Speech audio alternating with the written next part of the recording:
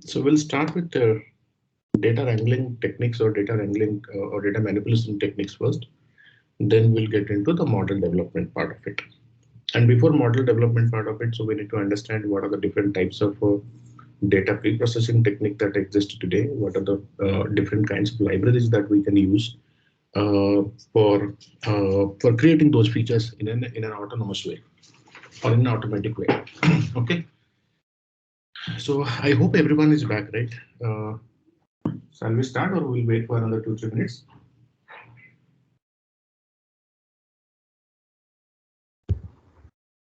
Yeah, I'm back. Back.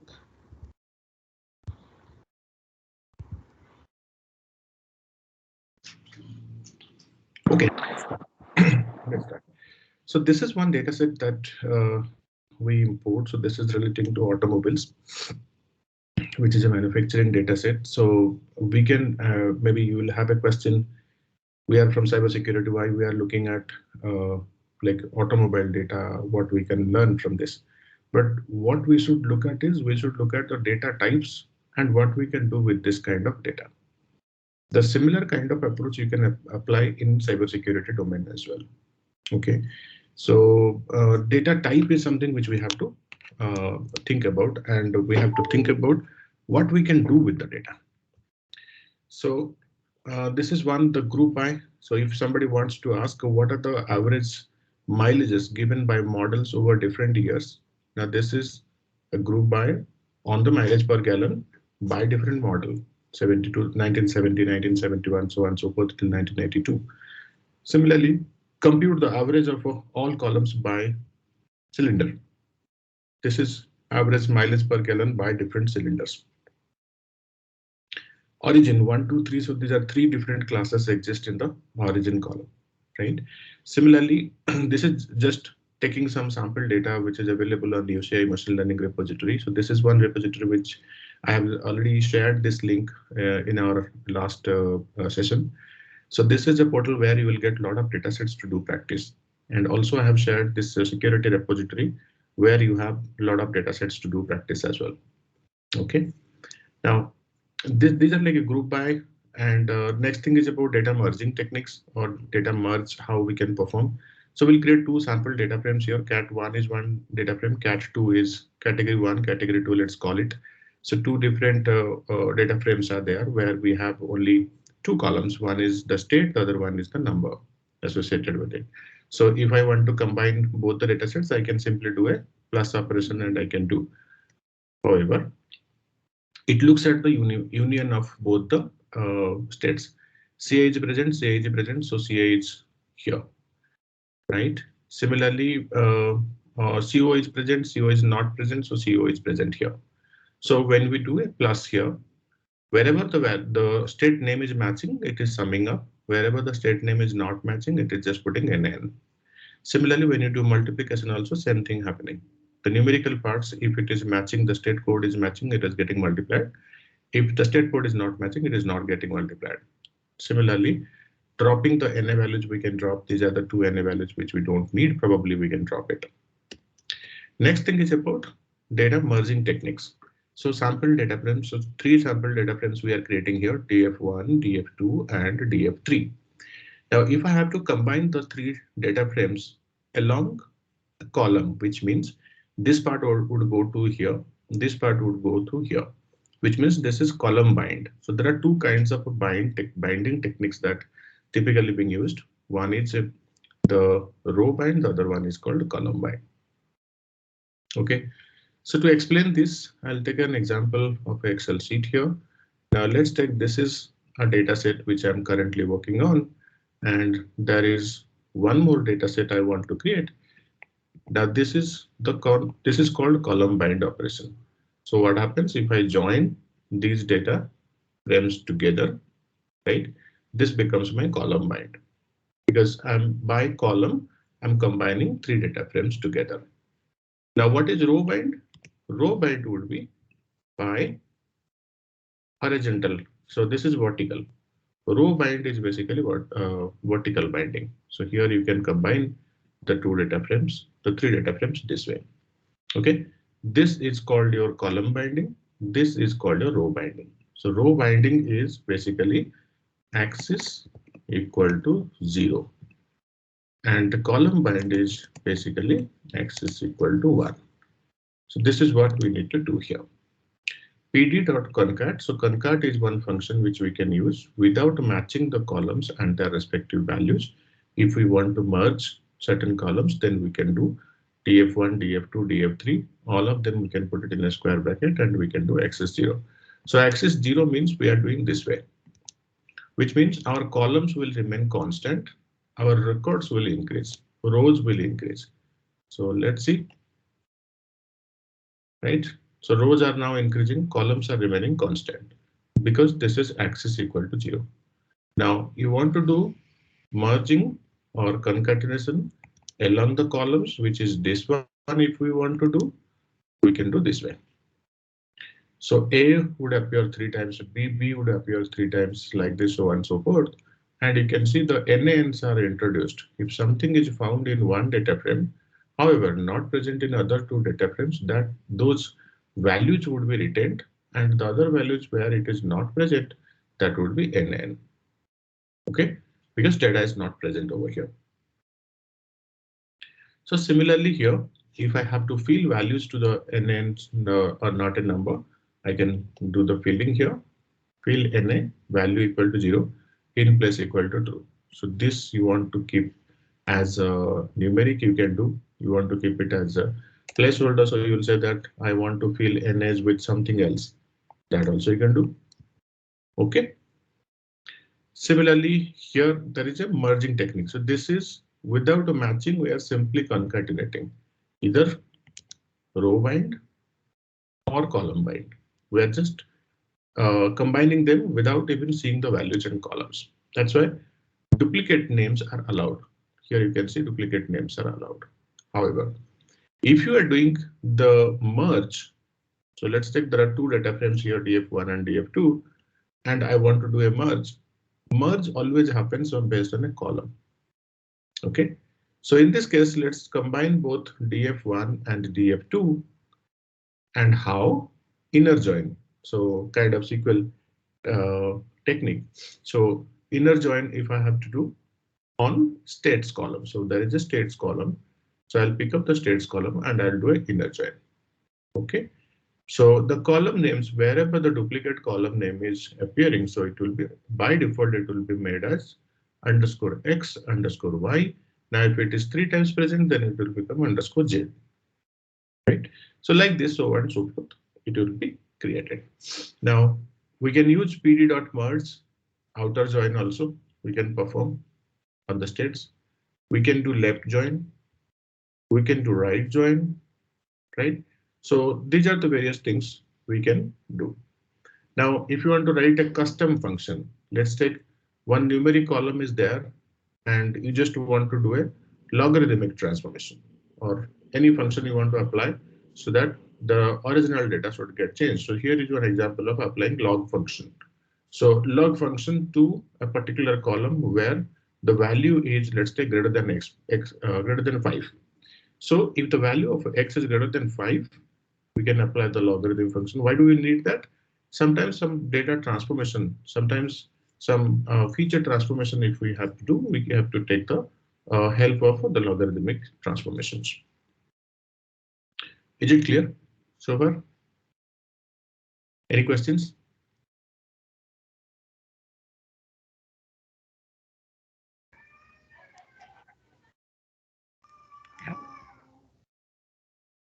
Okay. Next, I've already told you to apply a particular function on a data frame. We can use apply function like this. Just We one can apply question. lambda Just function. can Yeah. you zoom it a little bit? Little bit zoom will be better. Okay. Okay, thank you. So this is a lambda function. So what is lambda function? We don't have a name for this function. Now, if I have to do a square root based on the lambda function, I will write it as np dot square root of x. Okay. Same thing here. So this is about reading the data frame, deleting one particular column. We can use del command. data frame. Now we can do a summarize on pivoting. We have already learned it in the previous session, how to do pivoting on particular spreadsheet. And there are various options definitely in the pivot. And we have already seen that how to do. Okay. Next session or next topic we are going to talk about is exploratory data analysis. What is exploratory data analysis and how it will help us? Exploratory means we don't know what data it is. We don't know. Like in the morning, we picked up this DNS data. What data it is, we don't know. What information is there, we don't know. We just have to explore it. So exploratory data analysis can be done in three different ways: univariate analysis, bivariate analysis, and multivariate analysis. So there are three kinds of analysis we can perform on any kind of data where we are not sure about the insights, where we are not sure about what this is for. Just to get an understanding of data, so we typically do exploratory data analysis. To do univariate analysis, we usually look at the histograms, the box plot, the density plot, and line graph. To do bivariate analysis, bivariate can be done in three different ways. Like, so we have broadly, we can classify the number of columns or type of columns rather into two groups, numerical or categorical, right? So any data, sorry, any data, either that can be numeric or it can be categorical. So numeric to numeric kind of relationship, we can look at a scatter plot to understand. Numeric to categorical, we can look at a bar plot to understand. Categorical to categorical, we can look at crosstab, we can look at a tile plot, we can look at various heat maps, etc. Multivariate analysis, we can look at the correlations plot for multiple variables together. So that's why it is called exploratory data analysis. Why exploratory? Because we don't know what is there. So the fundamental to understand the data set better is to create one hypothesis or form one hypothesis before moving forward and understand the distributions. So let's look at this example here. What we're trying to see here. Okay, so I have to initialize this. Now look at this. So what we're trying to display over here, DF weight column is there, weight of the vehicle, and color red, values and frequencies. So weight of the values means the range. It starts with, let's take 1500 pounds to 5000 pounds. And so these are the different pound ranges. So the car weight is, let's take 1500 to 2000 or 2000 to 2500 or something like that. And how many such cars are there? So frequencies are there, right? So if we just look at the heavy cars, the cars with the weight of, let's take more than 4500 pounds, they are less in number, which are maybe probably less than 20 or less than equal to 20. Okay, that's the takeaway. On an average, the majority of the cars would be in the range of 3000 to 3500. Okay. Similarly, if we look at the box plot is a way to understand the outliers. Is there any outlier? That means the pound or the weight of a car, is it very, very high or is it very, very low on any side of things? Very, very high, it will be reflected here. Very, very low, that will be reflected here. Same thing when we understand the mileage per gallon column also, we can see the mileage per gallon for all the cars are following a distribution. However, there is one car which is giving exceptionally very high mileage. That could be an anomalous data point or that could be a valid data point as well. So why this particular car is giving more mileage than other cars? So here, if I just look at, there is only one exception. That is called your outlier, because the mileage here is significantly different from the rest of the cars that are giving different kinds of mileages, right? Similarly, density plot. Density plot is a way to understand the shape of the distribution, whether it is normally distributed, whether it is skewed, left skewed or right skewed, etc. Okay. Bivariate is to understand the relations into two ways. One is, let's take first you get the value count for cylinder, which cylinder type and how many how many records are there. Then on top of it, you apply plot, which is a bar plot, right? So value counts, plot, kind equal to bar. So here these are the bar charts. Now, what is the takeaway from this? Takeaway from this is 4-cylinder cars. 4-cylinder cars, they are quite high in number. This is another kind of a bivariate relationship where we are looking at mileage per gallon and weight of the vehicle. So we know that there is a, by looking at this graph, we know that there is an inverse proportional relationship between weight of the vehicle versus mileage per gallon. So if you add more metal component to the car, the weight of the car also increases because of this, then the mileage would definitely take a hit. The mileage will be down. The mileage will be reduced, right? That's what we have seen. So lower the weightage of the car, higher would be the mileage of the car. So higher the like weight of the vehicle, the lower would be the mileage. So this kind of inverse proportional relationship that exists today. Okay. Similar kind of analysis also we can do, like mileage per gallon and maybe weight of the vehicles, right? And so this is another way of viewing the output. Okay. Similarly, this is about data frame. On this data frame, we are superimposing another variable, which is called cylinder type. So there are various cylinder categories. If we just look at, there are 3 cylinder types, and those 3 cylinder types, how they are placed in the relationship between weight of the vehicle versus mileage per gallon. Okay.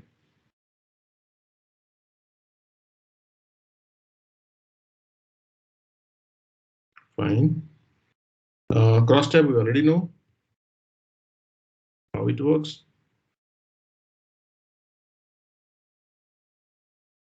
This is line space just to create a line graph.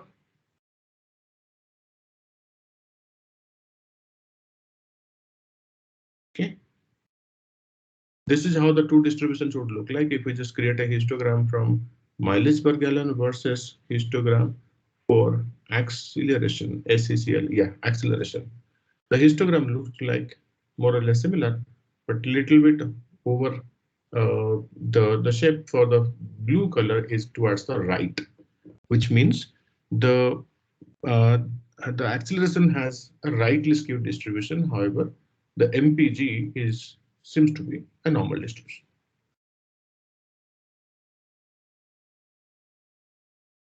Okay, why this code give error here? DF plot line DF MPG. The reason is that none of the float 64 index are in the columns. Okay, so we can ignore this for now. Next is about creating a new data frame, MPG and weight. Next is this is called a heat map, where you can simply choose variable and X and Y, and then just you can create a graph. Similar way, you can visualize various stuff using Seaborn as a library also. Okay, so that's all. If you have any questions, just let me know.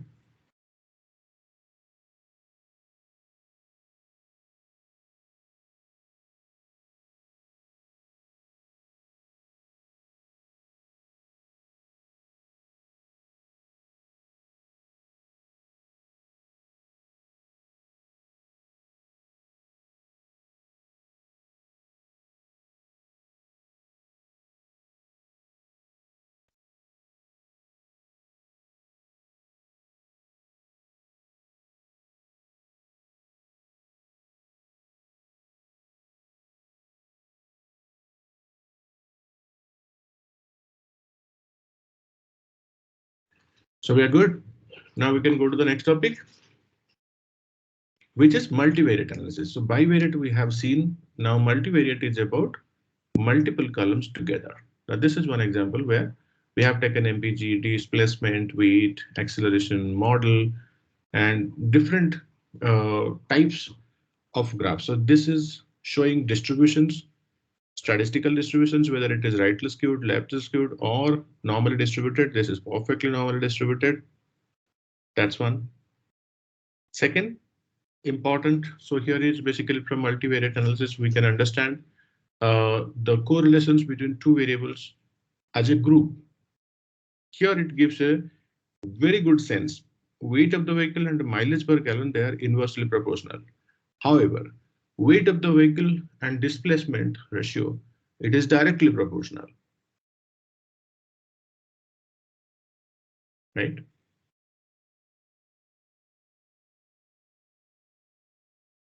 So we have completed assignment 9, programming 9, so 8 completed.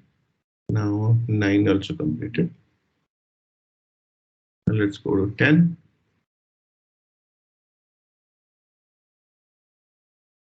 Anyone has any questions?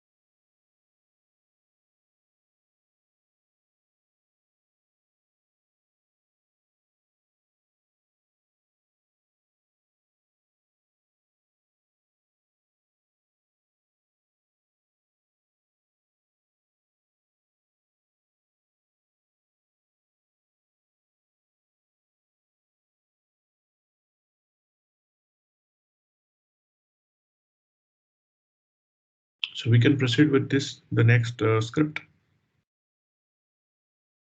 Okay. I think this is fine. Geometric exponential. This I will leave it to you. You can try it at home also. This is fine. Understood. In case it is not clear, you can let me know. These concepts are also fine.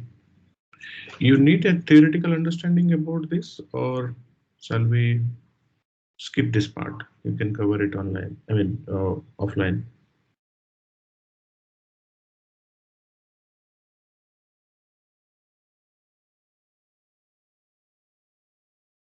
I think we are not sure. So whatever you think is right. Okay. Okay. Then I'll cover it first. Then I'll cover it.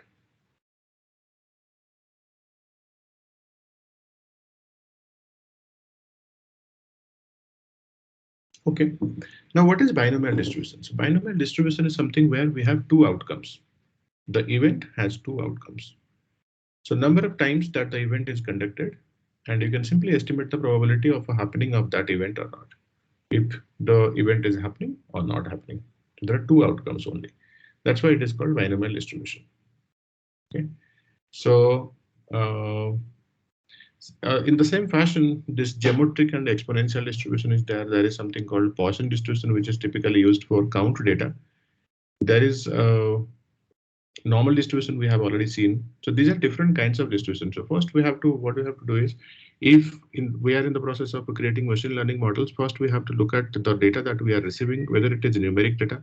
If it is numeric data, whether the data is following any specific kind of distribution.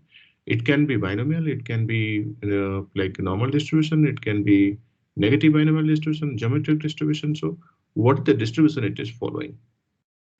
If we can understand the distribution, then we can understand the task as well, like whether we are going to predict, we are going to predict the probability, we are going to predict the class. If we understand that, then similar kind of a hypothesis we can frame. So in this notebook, what we are going to look at is a few examples of hypothesis testing, how to form a hypothesis, how to interpret or how to perform the tests, and how do we interpret the results out of it. Those three things we are going to learn from this notebook. Okay. If you want to do practice side by side, you should be having this 11. Can you open it?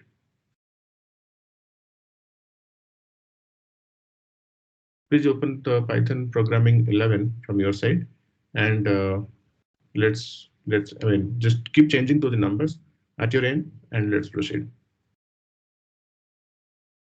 You first go through this 11. Let me know if you have any questions. I hope this is already available in LMS. If not, let me know. I'll send it through the chat. No, we have it. Yeah. Okay, fine. So let's open this notebook.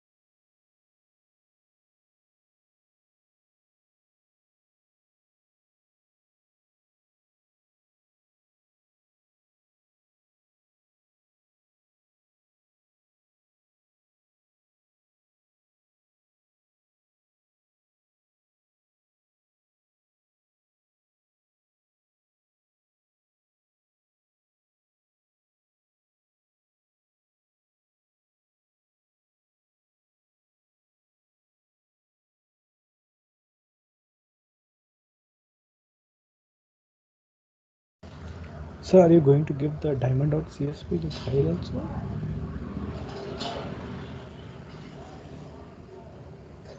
This is coming from online. Directly you'll get it. It's a REST call. Oh, it's throwing error. Did you run it, Ranjit? Yeah. It's running for me. Which one? Which one is throwing error? Line 6.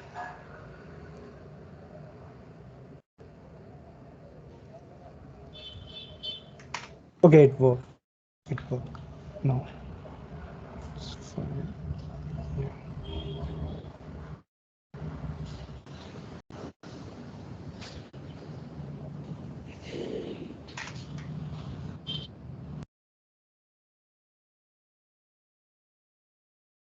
It's working. It's not throwing error, right? Which one? The statistics binomial distribution. This one. Yeah, yeah, yeah, it worked. I did a mistake. I forgot to execute first line.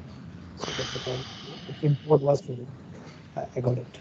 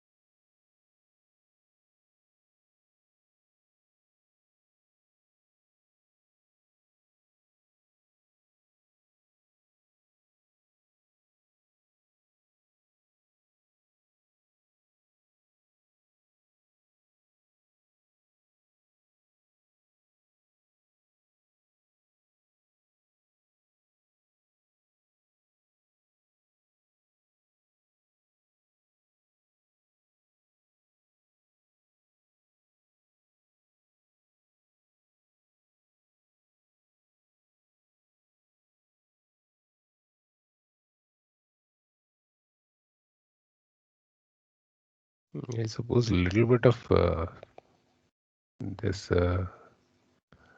statistics will be required to understand what's going on overall. Yeah, right. So statistics would be required, but as long as you're able to interpret the results, no, that's fine. But if you want to get into the details or in-depth understanding about statistics, that is good. But if you don't want to remember, that is still also fine.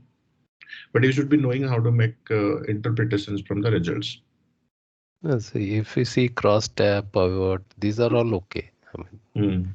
but now why I'm doing binomial, why Mm. I'm doing multivariate, why I'm doing single Mm. variate. Mm. Well, that why is always a question, right? I'm doing it, just doing it. Right. So this is just an understanding. This binomial distribution is just an understanding that there are two outcomes and we should be able to predict the outcomes. Now, if we know the cumulative density, but you don't have to get into this. This is just for information. If you are interested to know more, you can get into the details. Otherwise, just this is just for information. That this is one kind of distribution that exists today statistically. If someday you want to use, okay, there are two outcomes in this event and I would like to go with binomial, yes, there is an option. You can use this Python API and you can go ahead with this, right? This is just for information. Why part of it? Yes, if I want to know the probability of an event, then I need to use it.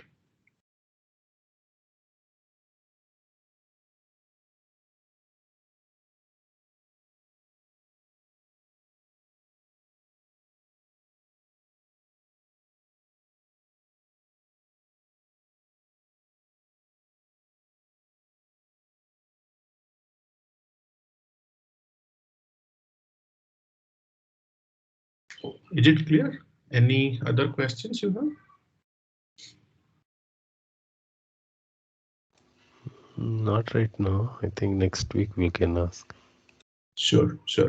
See, the binomial distributions or geometric distributions, exponential these are different kinds of distributions, statistical distributions that is useful. Now, if you want to skip it, so let's take, you want to use the high level APIs. Okay, so let's go to the APIs. This is a machine learning library which you will be using mostly. Now here, let's take a binary classification is there, or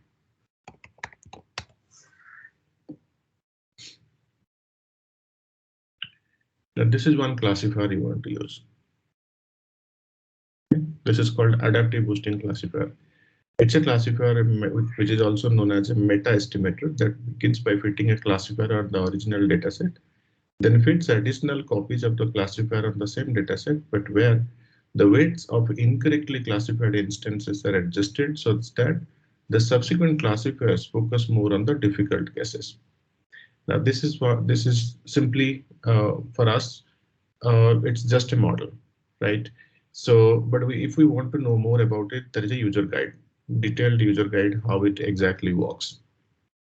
Okay, and uh, these are the parameters that we have to use. These parameters are basically used for fine tuning the accuracies. Attributes are basically, these are the things that we will get as an output if we implement this particular model.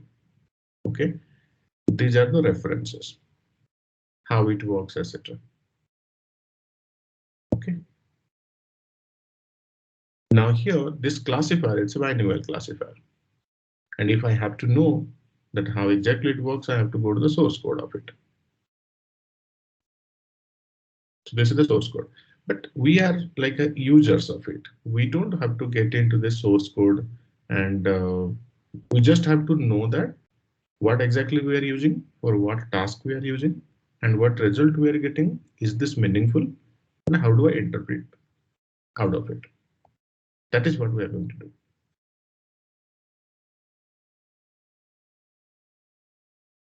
Clear? Okay. because there are so many things. It's not possible, absolutely impossible to go through each and everything here. We just have to know what to use, when to use, if we use it, how to interpret it. That's why it's important to take a note of all those distributions. Not necessarily all the distributions would be applicable in this case. In cybersecurity domain also, not sure. It is case to case basis. Now this is one Poisson distribution. This is called Poisson distribution, and where it is applicable? It is applicable on a count data. So what is count data? Count data problem. I can just give you one count data problem. So let's take. There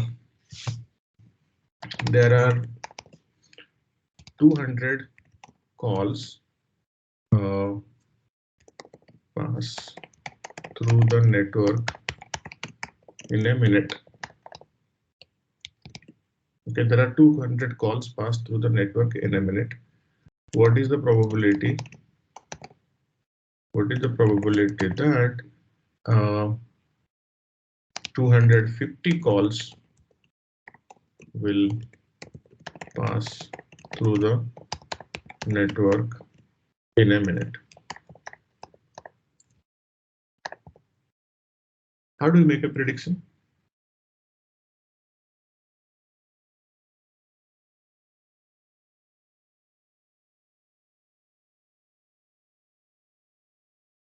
Only this much information we have.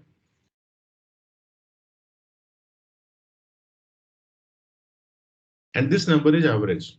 There are on an average 200 calls pass through the network in a minute. What is the probability that 250 calls will pass through the network in a minute?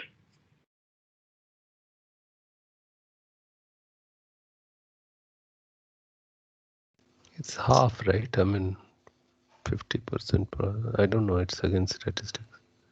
Correct.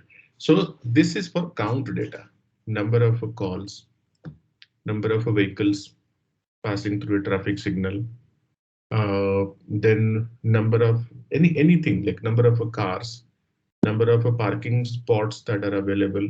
So wherever we are predicting the probability of a count data, we will be using Poisson distribution there. Okay, so any event count, wherever you are keeping an event count and you want to predict the event count for another time period with a certain number, we have to use Poisson distribution. Binomial distribution, again, it's a situation when the outcome is of twofold, tossing a coin, head and tail, right? So any kind of binomial outcomes, we will be using binomial distribution. Normal distribution, we have seen in the previous notebook that 30 days or 90 days data you are collecting the commute time from home to office.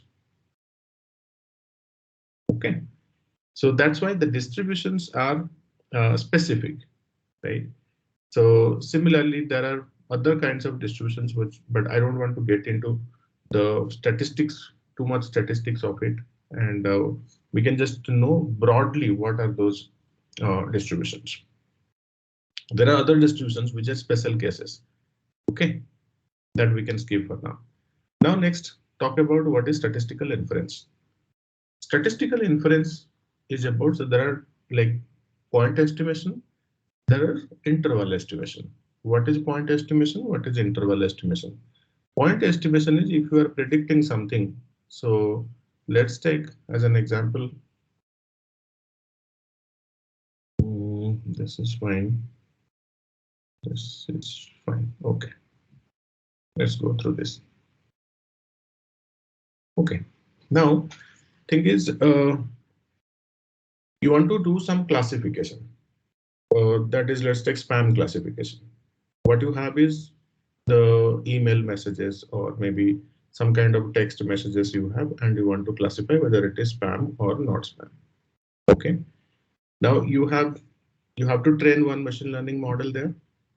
The machine learning model will learn the patterns hidden in the data. Next time when a new email comes or new SMS comes, you should be able to make a classification or prediction. which class this email belongs to, whether it is a spam or not spam. That's the objective that we want to achieve, right? Now, when you do a point estimation means exact point. Interval estimation means there is a plus minus. You can predict, okay, this is going to be, price is going to be 3.325. That's your point estimate. Price can be in the range of 320 to 30. That is your interval estimate. Any kind of statistical inference or estimation procedure, it depends on the arithmetic mean and standard deviation. Okay, so now let's take the same example of this diamonds dataset and understand few nuances of it. Now, distribution, we know this is density plot, which is also called the distribution plot. And this shows clearly the price is skewed, which means there are some certain samples where the price is quite high. That's why there is a longer tail on the right hand side of the distribution. So distribution middlemost position is 0. There are minus, which is on the negative side of the distribution. There are positives, which are the positive side or right hand side of the distribution. If there is a longer tail on the right hand side, it is called the rightly skewed distribution. If it is in the has a longer tail on the left hand side, it is called leftly skewed distribution. Okay, we can do computations like median, mode, etc., etc. Skewness also we can compute. Now, we don't have access to, like this spam classification example, we don't have access to the universe of data. What we can do is we can do a sample. So sample selection is important. If we sample the data, take a small sample, create a model and roll it out on the overall data set, then, and that's a fair strategy. But if we have infrastructure like huge GPU access we have or cloud access we have, we can run on 20 million data, we can run a model. That is also fine. But if we don't have access, we can do a sampling, right? The sampling should be done in such a way that it should be representative of the whole population. That's why we do sampling, right? So while doing sampling, the sample estimates and the population estimates both should match. But if there is a mismatch, then the result could be erroneous. Okay, so to sum it up, the random choice here, so np.random choice, NumPy library provides a random function through which we can make a choice. So randomly pick up 500 samples from the dataset DF about the price column, compute arithmetic mean. Similarly, another sample you can pick up. Both the sample means are slightly different. Similarly, if you take the third sample, that mean also different. So if you take multiple times the sample from the same population and you compute their arithmetic means and populate them, it will follow a normal distribution. So what we're trying to do here is we have a larger pool of data.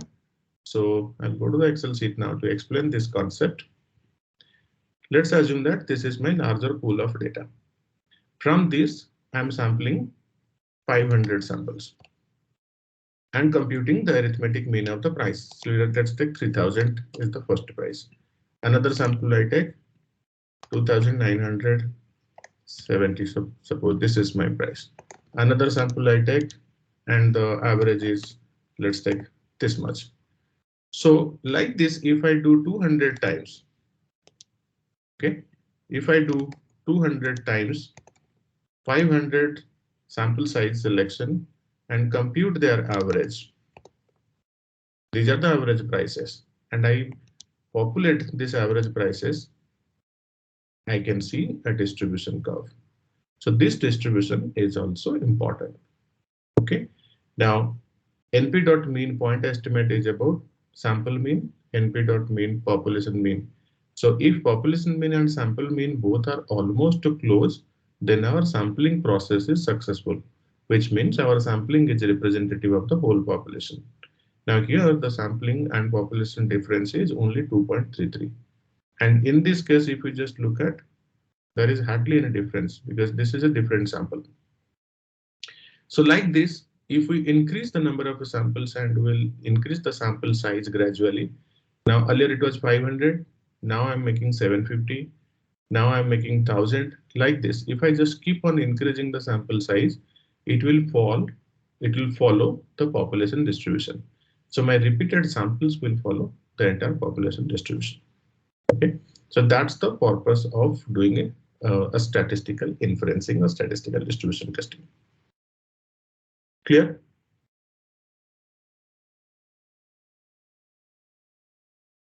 Okay. Okay. So interval estimate, again, this is giving the estimate in a range, not exactly giving a particular sample. Okay.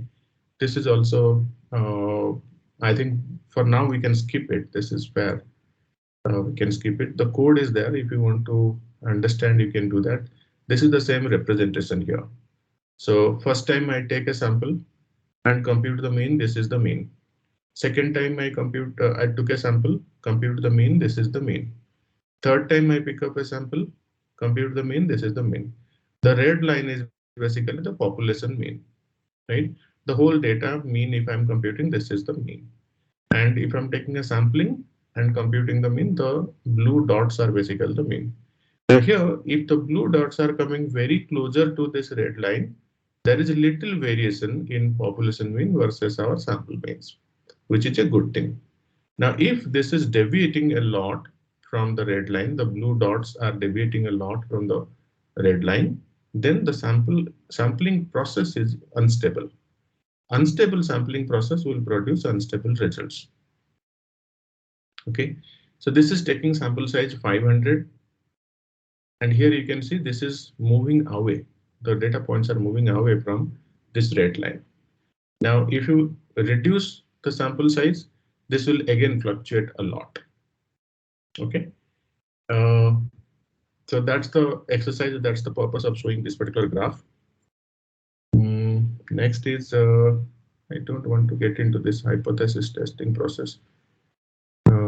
This is fine. I have given the notebook. You keep it. If you want to run it, you can do that. But I don't want to get into too much of statistics. This is just for your information. ANOVA also, I don't want to get into ANOVA. Okay. We can skip this part. It's only for your reference. So what we can do now, we'll go ahead with the first machine learning approaches. How to get started with the machine learning approach and all, we'll get into that. And once we arrive at some results, how to make sense of that, if we need to explain the hypothesis testing process, we'll come back to here. Otherwise, we will skip this part, because you don't have to get into too much of statistics.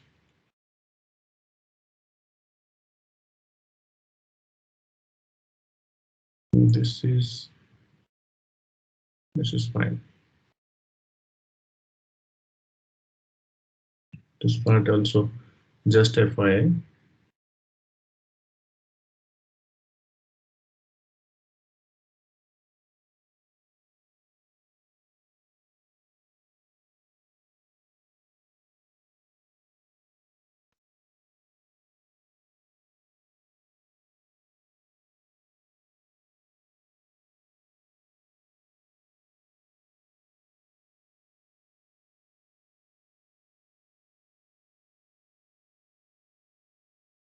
Okay.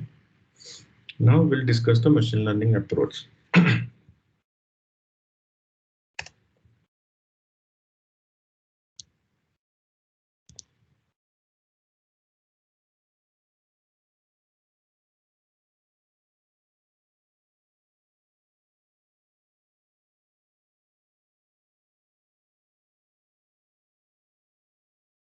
How many types of machine learning techniques are there? Machine learning techniques. So number one is called supervised learning.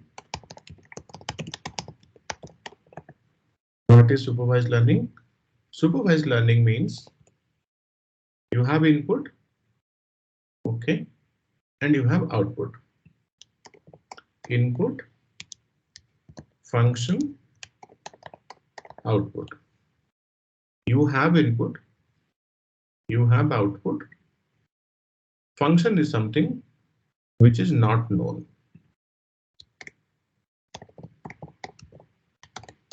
You would want a mathematical process or an automated process that map the input to output and come up with a function. So the objective of supervised machine learning is to get a function, right? So which is unknown initial steps. The role of ML is to come up with a machine learning function here. Now suppose the function here is defined as x, or sorry, y is a function of x1, x2, x3, etc. Right?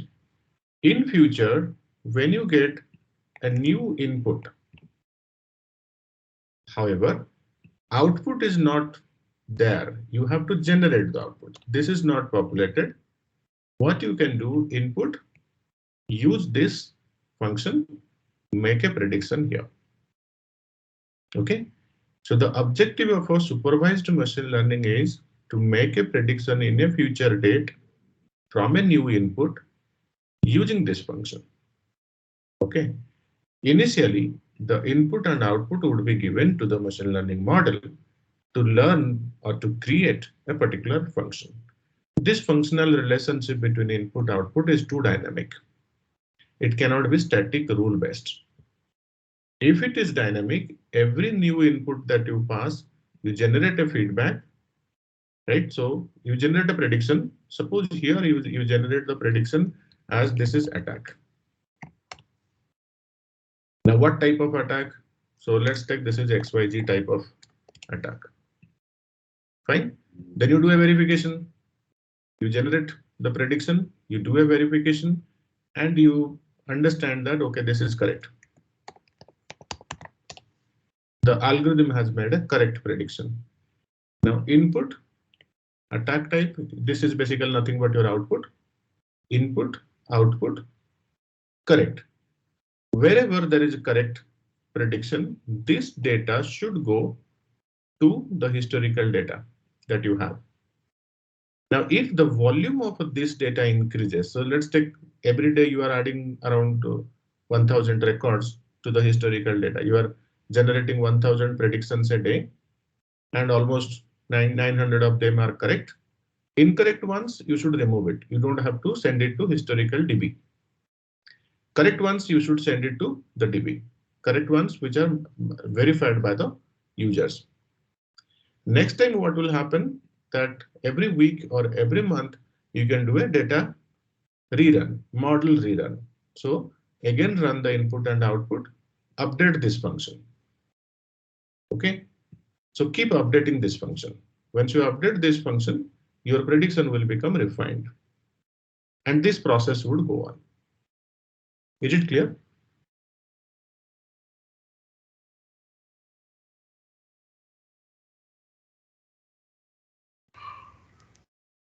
Yeah, kind of. Yeah. Yeah.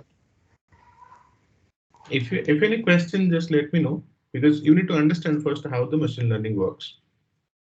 Coding we will reach later, but first you have to understand how the machine learning works.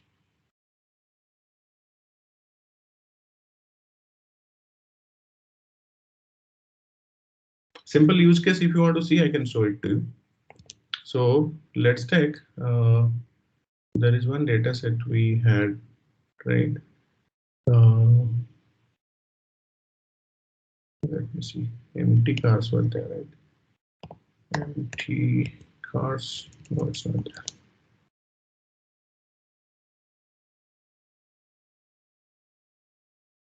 Cars CSP, original.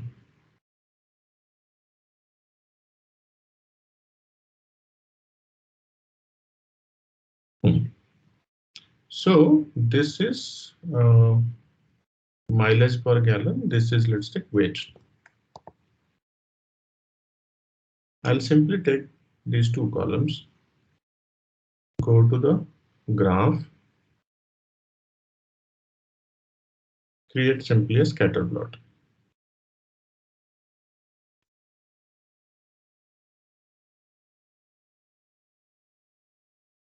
I'm sorry, this is wrong.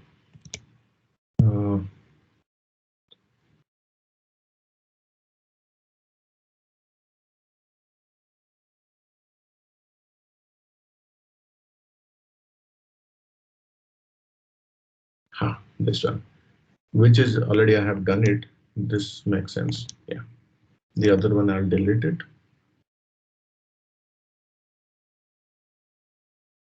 Okay, cool. So this is a data set where car models are given here. You can see.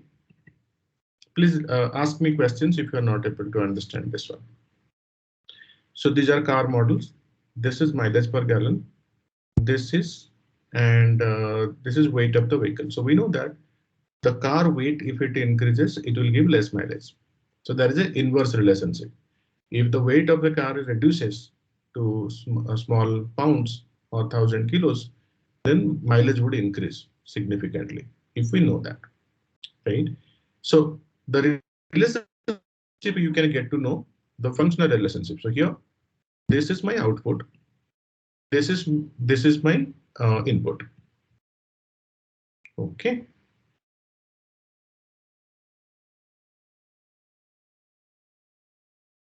Fine. Let's assume that I am planning to come up with a new car which would go and which is in the weight is 1.2 tons. Let's take.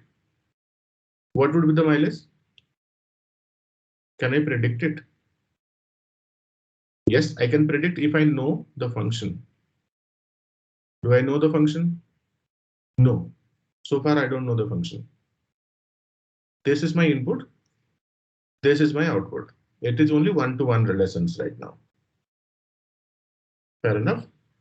Now, if I add more variables to this, I'll say that these are my inputs and this is my output, which I want to predict.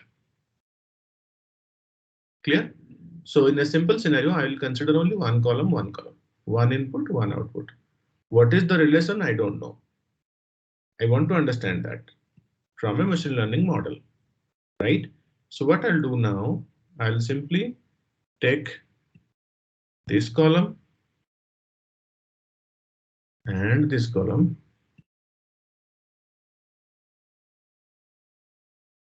We go to the charts. So there is a negative relationship we know.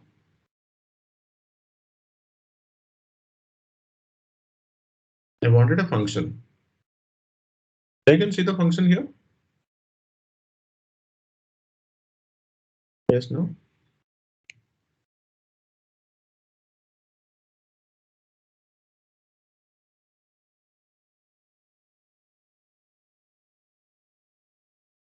Can see the function now.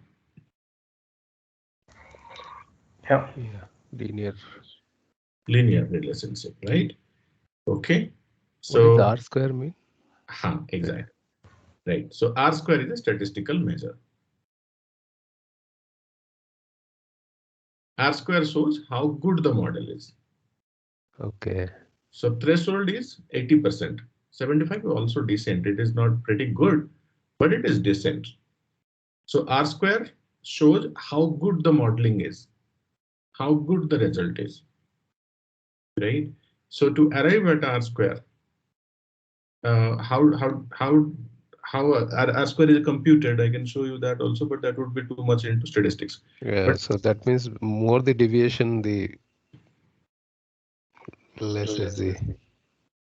right, so it is higher it is, better it is. If it is going towards one is a problem. One is perfect correlation, there is something wrong. That is not possible. Yeah. Anything closer to 80% is good.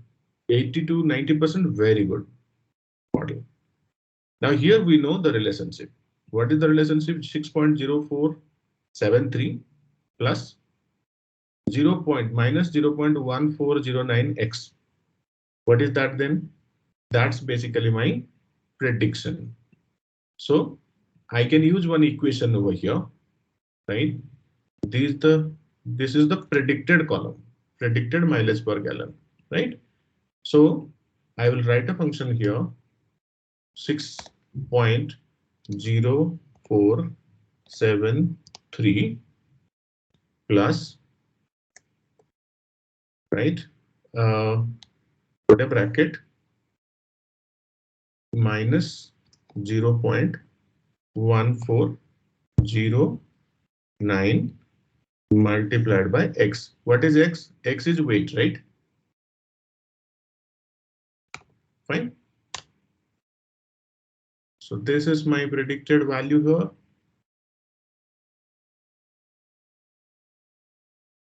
These are my predicted values. Is this right?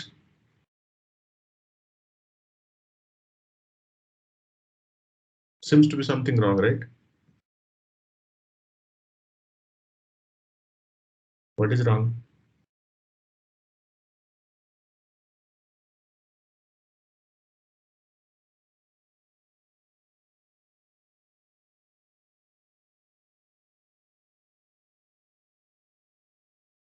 So the point here is, if I know the formula, I can make a prediction here, right? So same formula, I will just expand it here. The predicted value is 5.87, right? But this seems to be graphical way of getting the formula may not be accurate. I want to get to the accurate formula, right? To do that, I will do a regression analysis. So what I can do, predicted column, I'll remove it.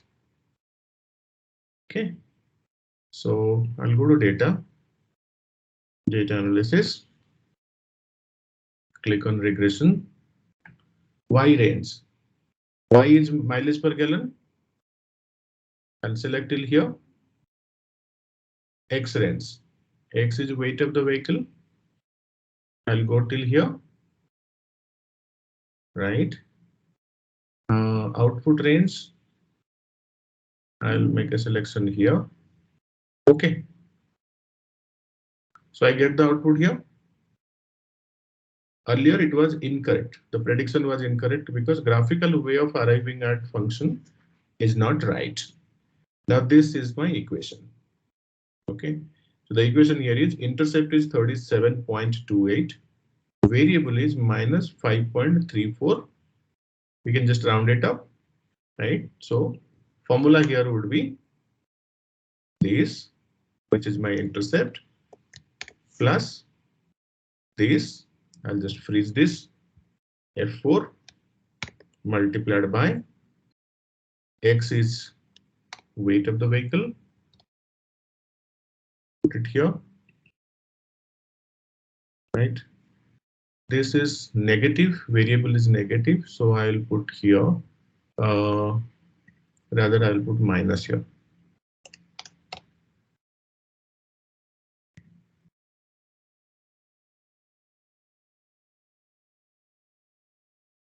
$37 plus minus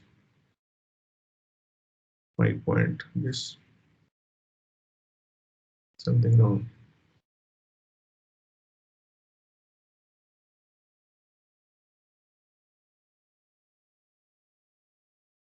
What is wrong here?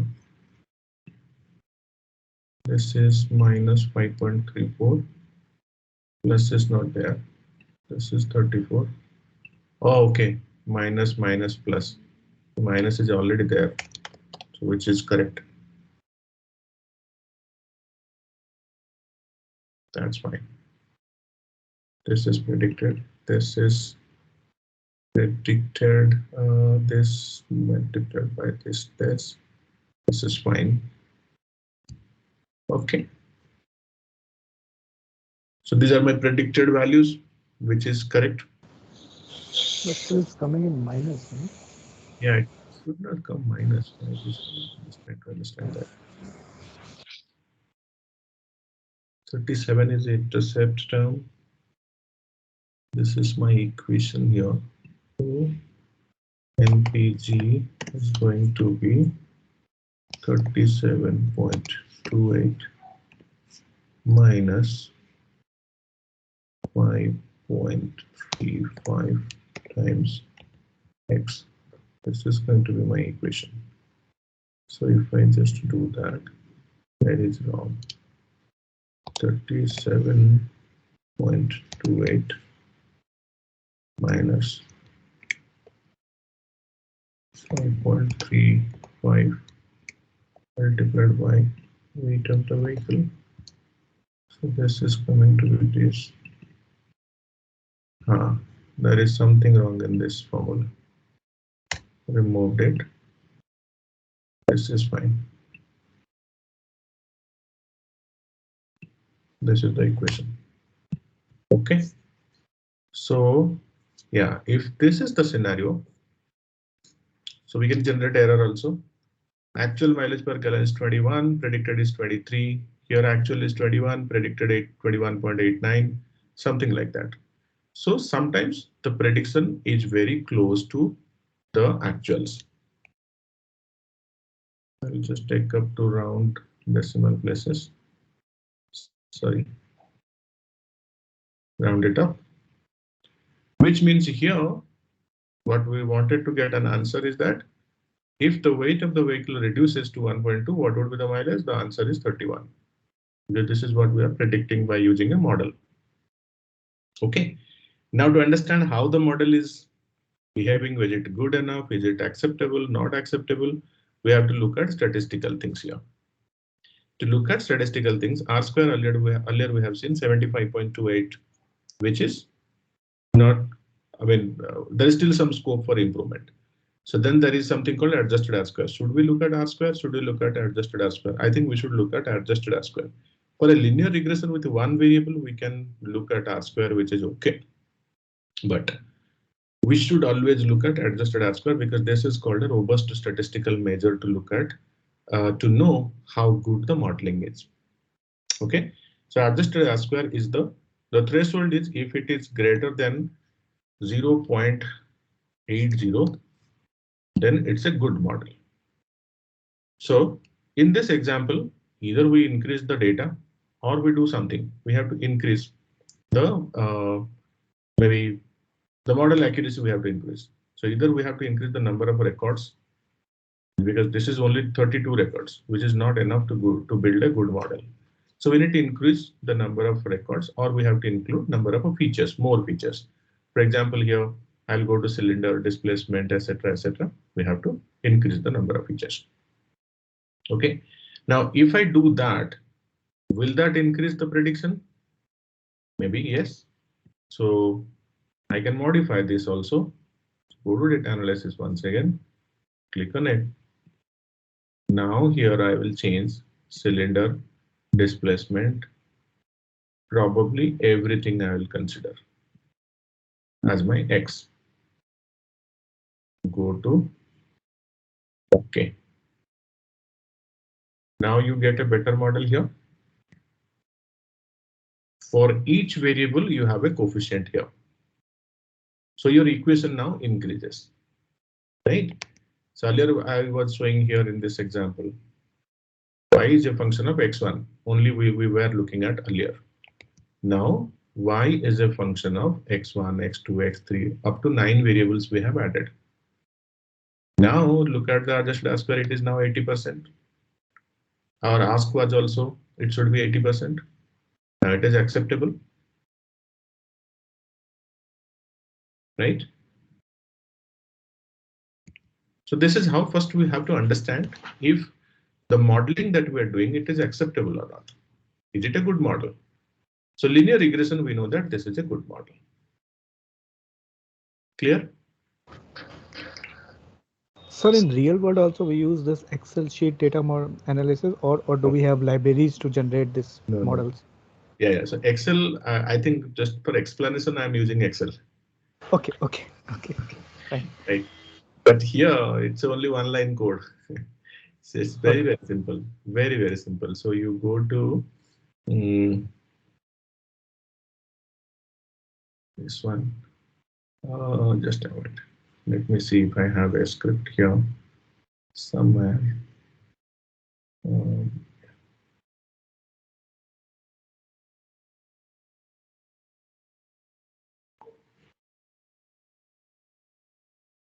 Let's look at this one. Real world Excel won't work. Excel is only for understanding. Okay. Okay. This is diamonds. We can do the prediction here. Simple. One line we can do. This is for diamond prediction, diamond price prediction. So let's take the diamond price, which is here. It's a function of carat. It's a function of depth. It's a function of a table. It's a function of a clarity, cut, color. All those variables, it contributes towards the price. Higher the carat, higher will be the price. Okay. Having this background, so if I have to run a linear regression, so I'll be using from sklearn import linear model, right? Or here I can just do sklearn linear model import linear regression. Okay. Then what I'll do, I have to do a data preprocessing. So here I'll do df dot pop price. Okay, that's my y variable. X variable is going to be, so let's take only one column for now. I'm considering carat. Okay, X and Y done. I will just initialize the linear regression model. Here I will just call it as a model 1, which is equal to this. Then model 1 dot fit y comma x. Sorry, what happened here?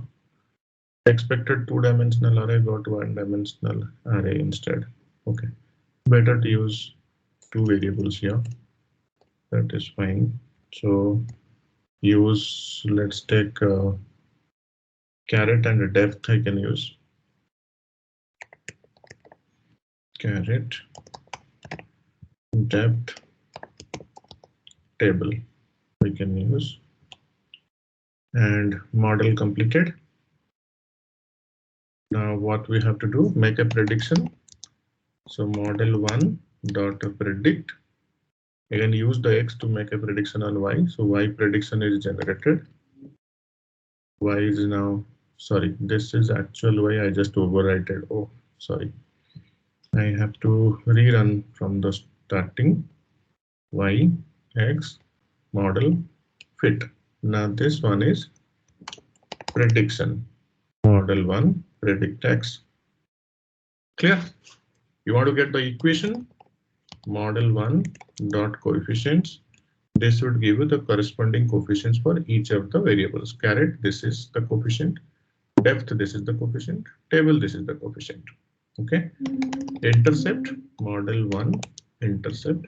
This is the intercept, the base price of the carat. So we get the regression. This is how we will do a regression. Can you just print and show the like how is the DF, what all columns DF holds now? No, this will not get added to the DF. If you want to add this prediction column to DF, you can do that. Yeah. So if you want to generate that, you can also do DF. I can just add a new column called prediction equal to y underscore predict. Now you want to print DF. This is how you can see prediction now. Of course, there are a lot of errors here. I can see carat price. Where is price? Price you already popped it. No, price also got dropped because of pop. Yeah, so we can ignore that. We'll add price, which is equal to y.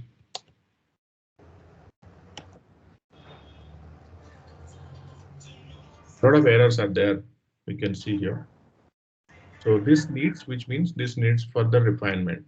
We have to refine by either adding more variables to it and pre-processing. So X, Y, G we can add. Maybe we can add cut, color, clarity also. So to improve the model further. These are like model improvement techniques or model improvement statistics.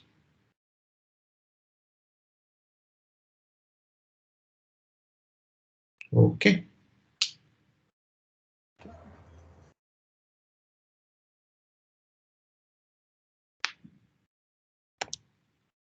Okay. Fine. Yeah. So yeah, so this is a regression problem. For a classification, how we will do classification, we can also do, right? So there was one notebook for classification. I think it was 11. Let me see this. 11 is binary. No, no, I think 9. 9 will have a model.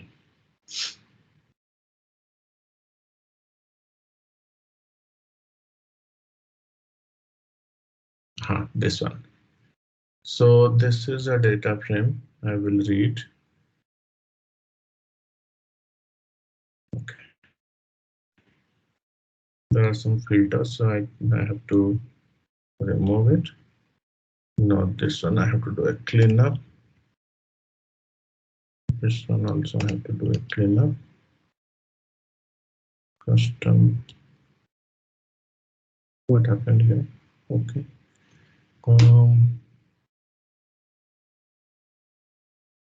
This is a OBS network dataset which we are reading from here. Okay. And then what we are doing, skip 24 rows. So first 24 rows has certain things which I have to read. Okay, let's see how the data looks like after this step.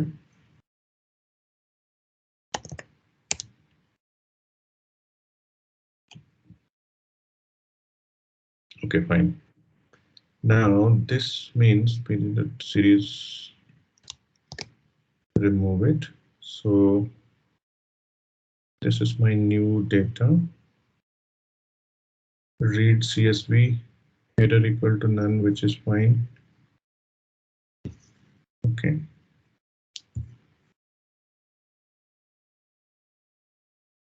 We have to do a splitting here. Okay. Let's see. No, it's not working. So what we can do, skip row 24, header equal to none, separator equal to comma, OBS data. Let's look at this. Where is the OBS data? There's something wrong with this data. We have to format it. Yeah. So the first 24 descriptions are there. Now this is important because these are the variable description. So this is unsupervised attribute, remove R1, wake up filters, okay. Node numeric attribute, utilized bandwidth rate, pocket drop rate, full bandwidth, average delay time, percentage of lost, etc. These are the features. Target column that we want to make a prediction, block, no block. No block, wait, no block, no block. NB no block, block, no block, no block, wait. Then the data starts from here. So this information is not required. What we have is here. And then what we can do from this, it is comma separated field. So I'll go to text to column. Next, comma separated, finish. I'll update the data. Okay. This OBS file I just updated. I have to go to now notebook, read CSV. Now this is no more required. Header equal to none. I have to read it from here. Yes, data is now right format. These are the column names. Okay, this is my new data frame. So this is the data. What we want to predict is class column here. No block, block that we need to predict. These are the features. Now, information wise, if you just look at 1075 entries are there. It's a classification problem, 0 to 1074. These are the columns that we can use to make a prediction. Okay. Class column is object, which means it's a string column. So we have to change it. Okay. This is a little bit statistics about the numeric columns. Now what we can do is trend test a split. This part I will explain later. What is trend test split? This is X and Y we just create. Test split we did. This is the number of records of distribution. Then get the 4 values. So 1, 2, 3, 4. Then we can train a logistic regression model. Train X, train Y. Make a prediction. This is test Y. Go to the metrics. Create a classification table. Now this is what we need to interpret. So we have to look at F1 score. What is F1 score? I will also explain later. What is F1 score? Ideally, it should be more than 80%. It shows the accuracy for each of the classes, how the accuracy would look like. Now, if you look at this is the confusion matrix, predicted Y versus test Y. So if actual data is NB no block, predicted by model is NB no block, then it is 107. The diagonal elements are correct predictions. The off diagonal elements are incorrect predictions. So we can check the accuracy here is almost 62%, 68%, which is not good at all. So we have to improve it further, right? So using which model we did it? Logistic regression cross-validation model, right? So we can use advanced models like decision tree, random forest, any kind of boosting techniques. We can improve it further. Okay, so the objective here is we can predict and we can make the prediction better by again fine-tuning the models, fine-tuning the data pre-processing techniques, etc. So these are various things that we can do and we can improve the model. So now here decision tree also let's use and improve it, right? And from the true here also from decision tree we can extract the trees. This rule is something which I was talking about in the morning session, right? So flood status less than equal to 0.00, then no block. Flood status greater than this, flood status less than 0.35. So which is between 0 to 0.35. Then 10 run average bandwidth use is this, off use bandwidth is this, 10 run delay is this, then class is no block. So if we want to extract what are the scenarios where we need to block, things that is beyond this we need to block. So block decision basically comes at third node. This is first node, this is second node, this is third node. At third node itself we can see class block is coming. Apart from that, these are all no block scenarios, right? So how to arrive it and what is the process? We'll get into the details of it. But this is just to showcase you how linear model works and how logistic model works.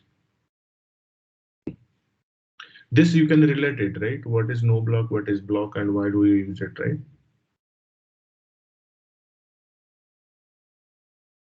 Yes, no?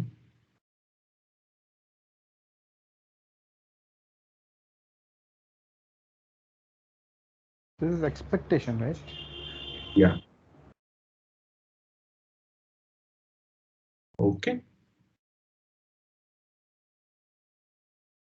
So we will take a break. After that, we'll go back to our original discussion of modeling. What are the different modeling techniques and what we do and why we do. Okay. So we'll take a break and we'll be back by 4:15. 10 minutes break. Yes, sir. Sure.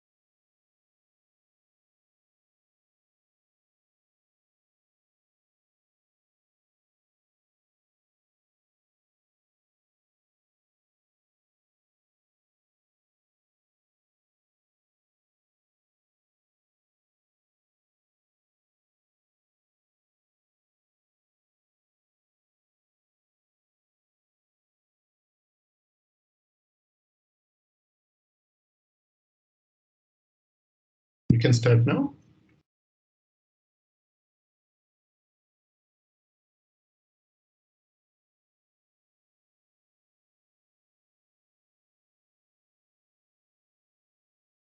Hello, everyone. Yes, sir.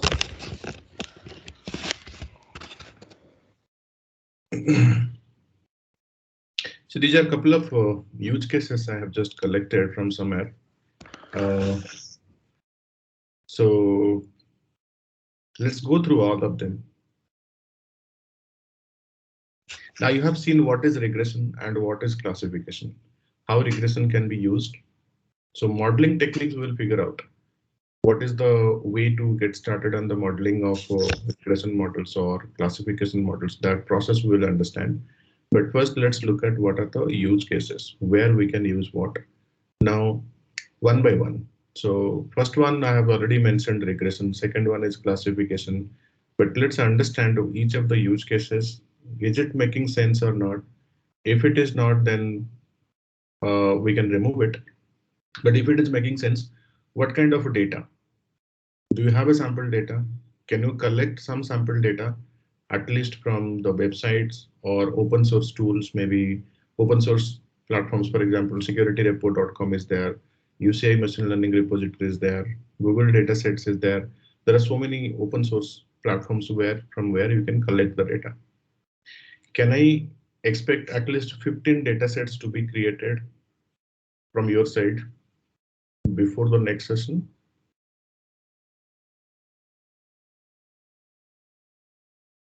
One data set per line. No problem. Yeah, correct.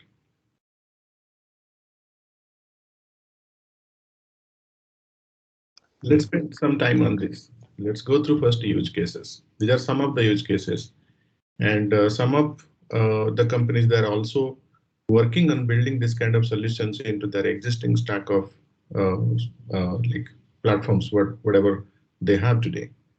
They're trying to create solutions around this. So let's go through these problems.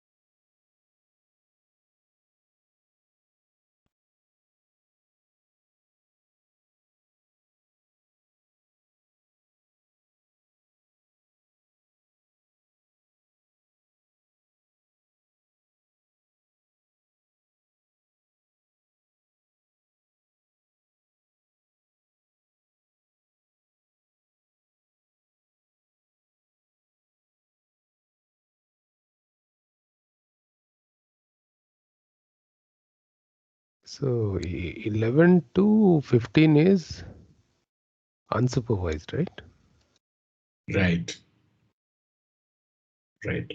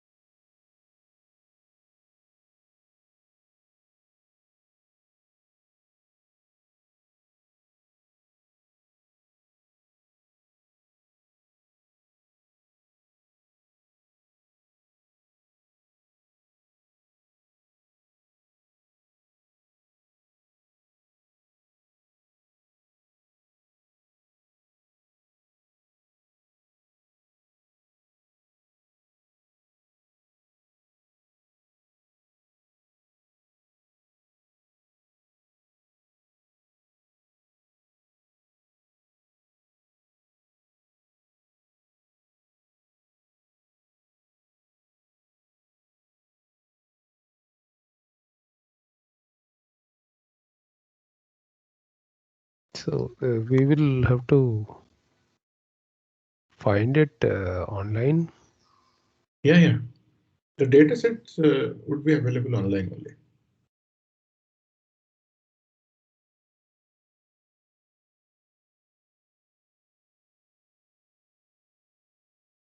But first of all, these use cases make sense. Yeah, that does make sense, but how to do it, that's Right. How to part of it, I will help you. Okay.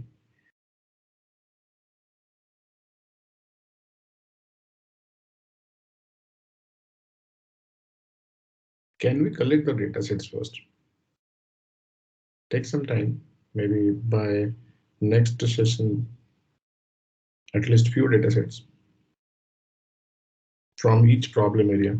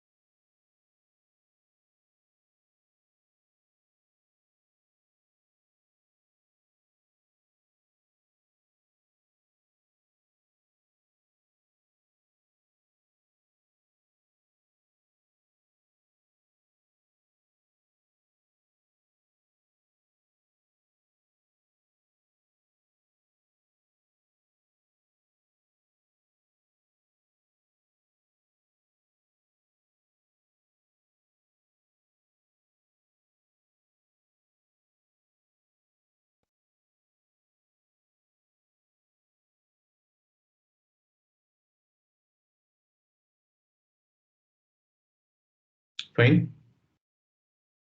Any questions on any of the use cases where you need some clarity?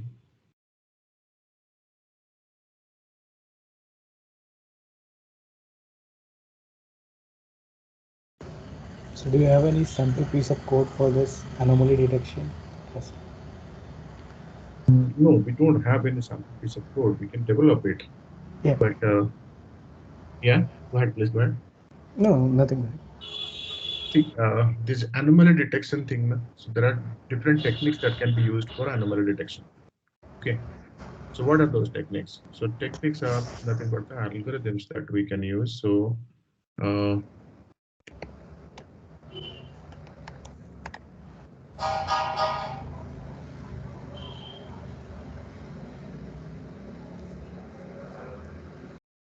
so this is a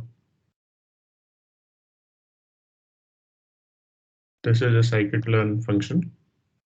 We can use one class SPM supported for classification. Okay. Then we can use isolation forest. Okay. That's another technique. Local outlier factor we can use for data away from. Then we can use look. This is local outlier factor. Yeah. So three algorithms we can use. Okay. So Okay. this is basic. This will detect the anomaly, and we can create the chart of that, right? Yeah. This Right. chart you want to create? Yeah, you can do that. Okay. So one more thing, sir. Hmm. Can we use a threading here? Like one thread is taking care of creating a chart the moment anomaly detection happen, and one is like sending an email. Is that like kind of thing we Sending, can? right. See, Like sending email. we want to basically go for an alarming system. Right? See, you can generate alerts, but sending an email, that's a separate functionality, which you have to maybe combine it to a front end. Okay. So how alert generation happen here? It's alert. What in the form of alert? Right. So alerts, maybe you can generate by event ID, by locations, by IP. You Okay. can set the threshold, what you want to do, Okay. or how you want to generate the alerts. These algorithms will help you in identifying the anomalous data points. Yeah. Yes. Yes. Like an anomalous data point, it could be anomalous event, it could be a trigger, or it could be something else. Okay. Okay. Yeah. so in this graph, right? That last line which is there, So see, the other ones, it clearly classification is there. The last line, if you see what is the meaning, it doesn't look like classified, right? No, this is anomaly detection. This is not classifier. But even anomaly also, it doesn't look like it's all scattered one. If you see the last line, everything looks to be well scattered. Right? Correct. So how Like a can wedge we pizza. say that those few 2 points are anomalous? Right. So you can see maybe these points, which are beyond this circle, or these blue points that you see here. Yeah, so that's how do you, so it's like all part of it, right? Positives. Yeah, these are, see, this is generated from a sample data. This is not real data, right? Okay. So if you just look at, yeah, make moon, make blob. These are two sample dataset creation things. So sample data, this practically, whether it is meaningful or not, no, it's not meaningful. This kind of data you will not find practically. Like this kind of data you will never find practically.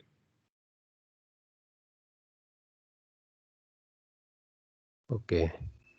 That's a very extreme case, which you can say this is difficult. And maybe you will not get this. In real life, you will not get this kind of data. Okay. Okay. Very, very extreme case. But if we say the algorithm did like this, is it correct? No, I don't agree also. This is not right. Okay. Right. So this is a simple algo, and there can be other algo. So mostly there are 5 different kinds of algo which can be used. Robust covariance is one algorithm. One class SVM is another algorithm. One class SVM stochastic gradient descent is one algorithm. Isolation forest is one. LOF is one.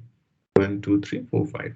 Same data set. How different algorithms are performing, it is being shown in this graph, and how much time it is taking to process. Local outlier factor correctly identifies with less time. Similarly, one class support vector machine, which is using stochastic gradient classifier also, processing wise it takes less time and it still identifies the outliers. One class SVM also it is taking less time. So timing wise, best is LOF, second best is one class SVM, third best is SGD, best SVM. Isolation forest it takes time. This is the maximum number of seconds, milliseconds you can see here, seconds. And robust covariance also takes time. This is simple, so it is fine. Now data complexity increases over here. Now as data complexity, this is not too complex in comparison to this, little bit complex is there because instead of one cluster here, we can see two group of points, right? Similarly, complexity is here. Now when we are getting into too much complexity like this, then the processing time also increases. Now isolation forest, the purpose here is that it considers each data point is isolated from rest of the data points and verify whether it is anomalous or not. That's why it takes usually more time. Robust covariance is considered as best method in terms of accuracy because you can see here this circle is getting identified as anomalous, but these points are not. These points maybe could be the anomalous points, right? So if we need to execute at a faster way, we can go ahead with LOF. We need more accurate results, we can go ahead with the robust covariance method. And this is for a sample dataset. But if we change the dataset, this processing time may also increase. It's a function of how much data we are loading and how we are computing it.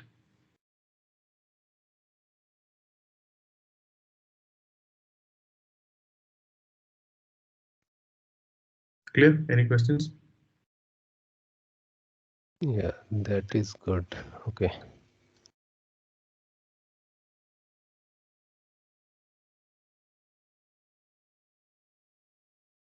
Okay. How we are going to do this? So these are the common steps that we are going to perform. So it's a 7-step approach that we are going to take.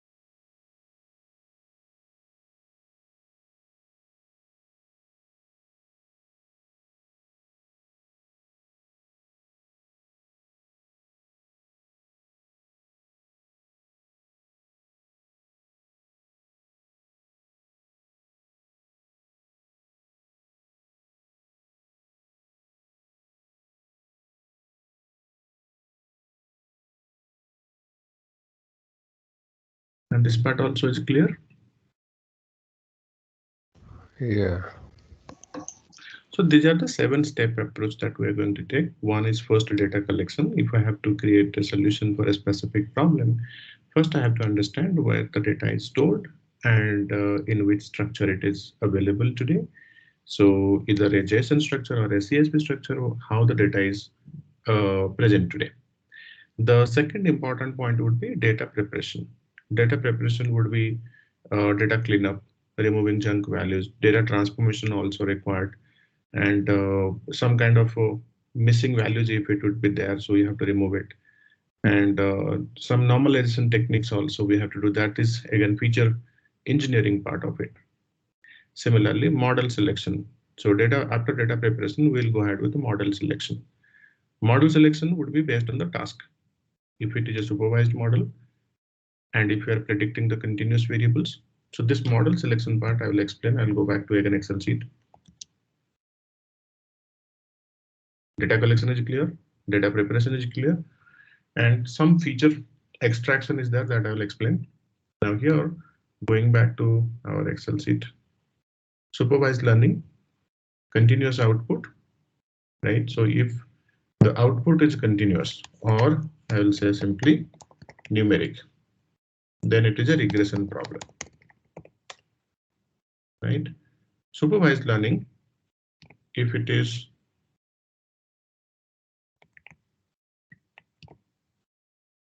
this is, I'll remove it. So if it is numeric, it is regression. If it is categorical, which means has certain labels, or it is, I can call it a string. If it is string, then it becomes classification. Okay. Third variant is unsupervised learning, where I have this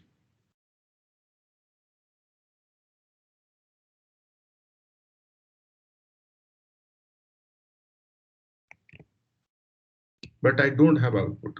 I have only input. I don't have output. And I can look at not a functional relationship. It would be, again, in some form you can call it also functional relationship, but this function would be mostly the association function. It is not going to be a predictive function. So any kind of association function we can use. And once we get the new input, we can group them,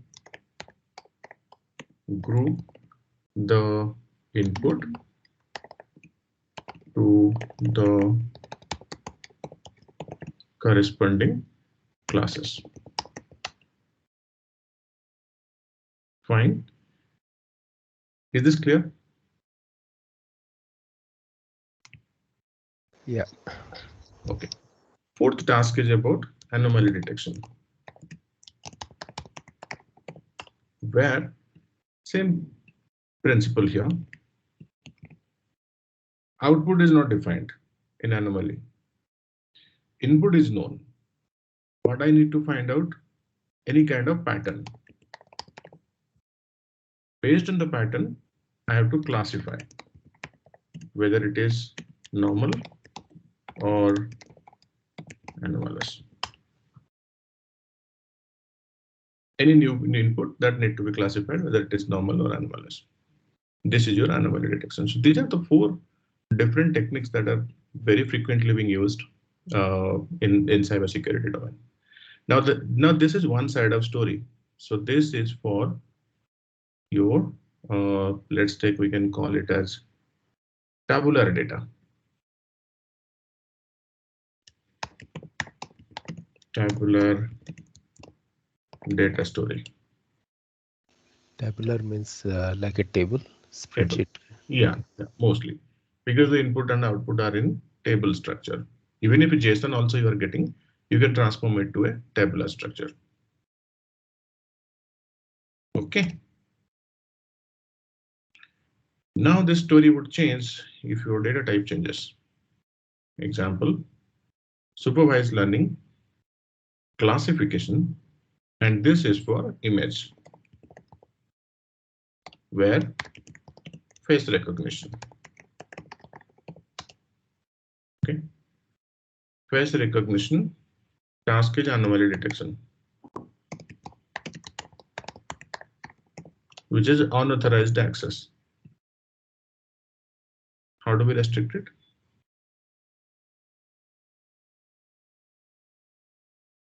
That's one.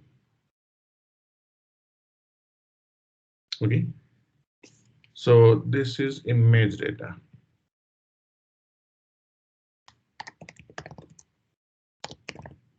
Image data. Task is face recognition and generate flags, anomaly detection. Okay. Fingerprint. Fingerprint. And this is also anomaly detection, unauthorized access. Right. Voice, which is part of your ASR, automatic speech recognition system. Somebody is trying to fool the system. Anomalous detection. So whether it is image, voice, and video, audio, etc. All other kinds of things. Here also anomaly detection. You have to use unsupervised learning. You have to use supervised learning. You have to use anomaly detection here. Clear? Any questions?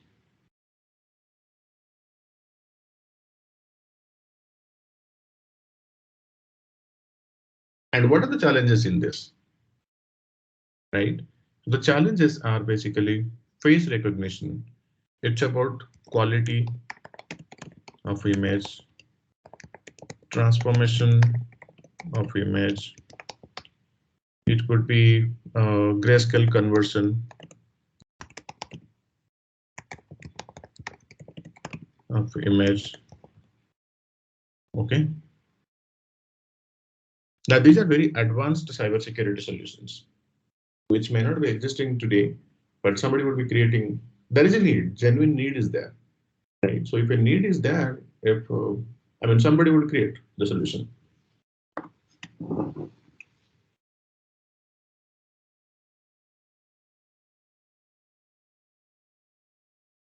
Right?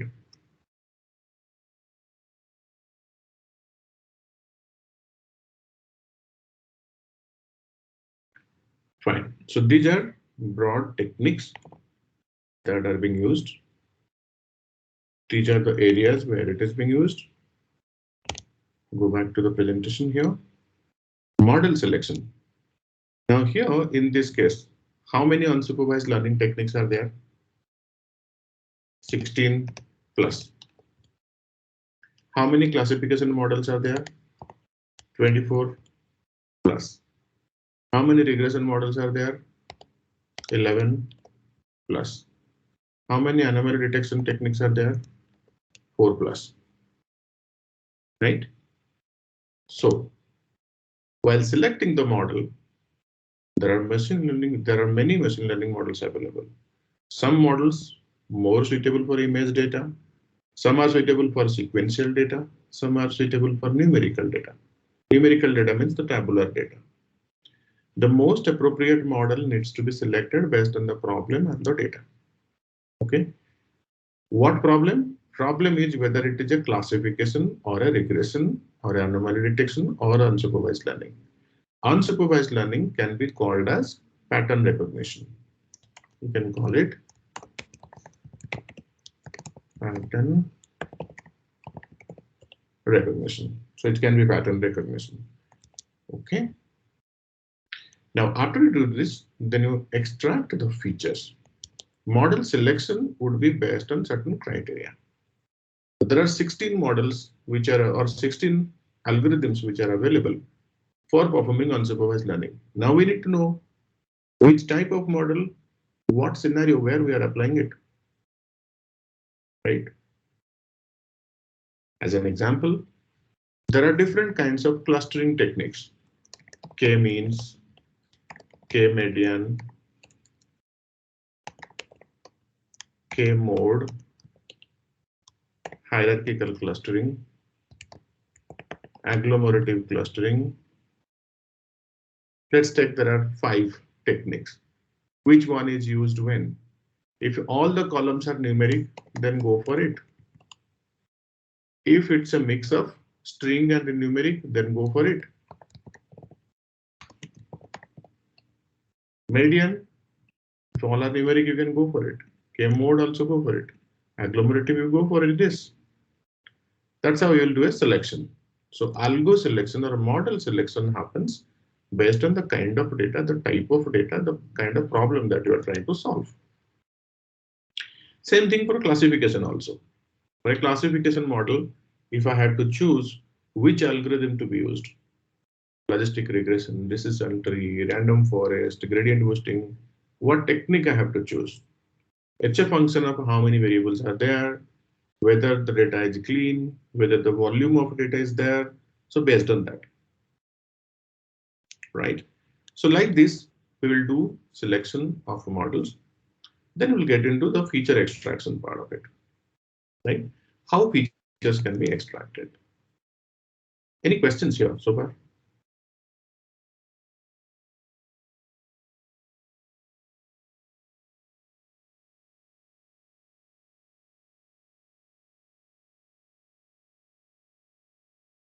If you have any questions, let me know.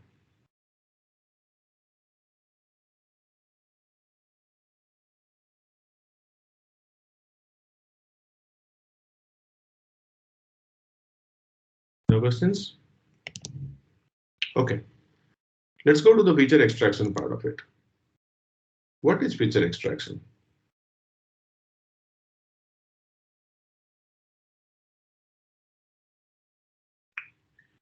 In the morning session, we looked at how to extract features from date and timestamp, right? Yeah. How to extract features from date and timestamp. Now, is there an automated library that can help us in doing that?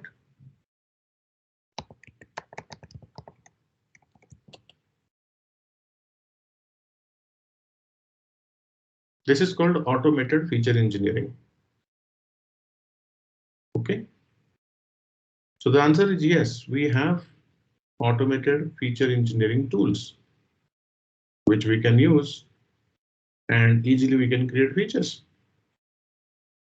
So can we use this particular library? So what are the APIs available? You can click on the let's get started.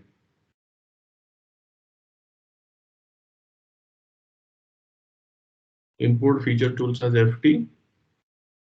Now this is a date. This is what we discussed in our morning session today, right? So you have a session start date and transactions. Initially, how many columns you have? 1, 2, 3, 4. Okay. Now you have features like arithmetic mean transactions, maximum transactions, mode transactions, numeric transactions, skewness of transactions, standard deviation of transactions like this. Customers joining date, month, 4th month, week 0, something like that. Joining birthday, joining date, birth year, customer's weekday, etc., etc. Right? So this is automated. We provide a data frame, we provide the relationships, the features would be extracted. 43 columns are now presented from 5 columns. Similarly, graph feature also, creating feature graphs. So their APIs are also present over here, API reference side. This is deep feature synthesis. This is time delta, time utilities, feature primitives. These are the functions.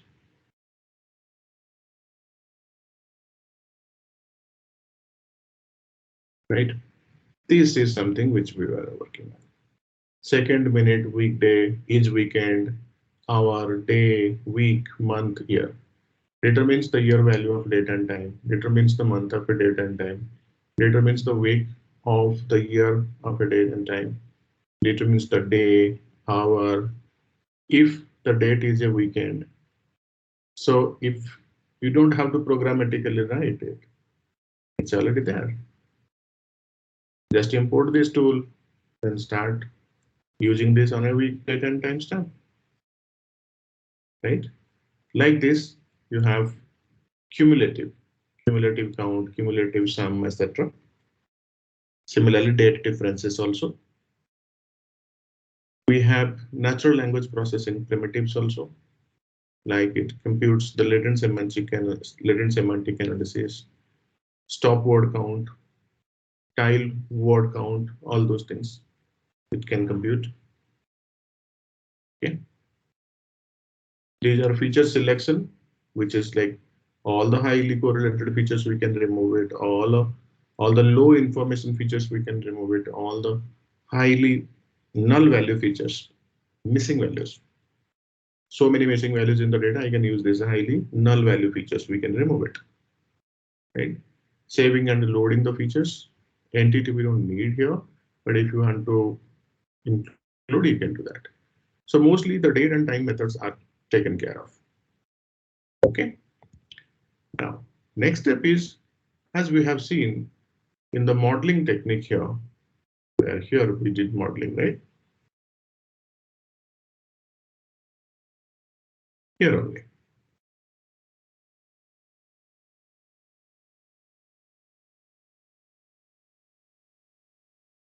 This is the modeling. So we did model.fit train x, train y. So what is train x? What is train y?